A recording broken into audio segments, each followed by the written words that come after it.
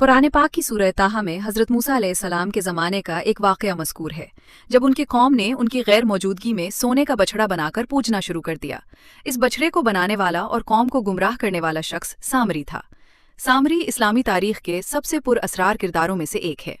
बहुत से मुफस्सिरीन और मुहक्किकीन का मानना है कि सामरी कोई आम इंसान नहीं था। उसने हज़रत जिब्राइल अलैहिस्सलाम के घोड़े के खरों की मिट्टी उठाई थी, जिसमें ज़िंदगी पैदा करने की खासियत थी, और उसे बिछड़े के मुजस्समे में डाला, जिससे वो आवाज़ निकालने लगा।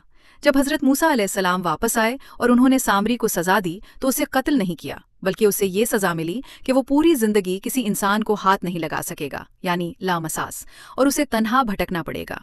बहुत से जदीद मुहक्किकीन और कदीम रिवायात के मुताबिक सामरी वही शख्स है जो तारीख़ के मुख्तलिफ अदवार में ज़िंदा रहा, और शायद यही वो शख्स है जिसे हम दज्जाल के नाम से जानते हैं, या वो दज्जाल का सबसे अहम साथी और पेशखेमा है। इसका अचानक गायब हो जाना और उसकी गैर मामूली उम्र इस नज़रिए को तक़वियत देती है। ये एक ऐसा राज है जिस पर बहस जारी है।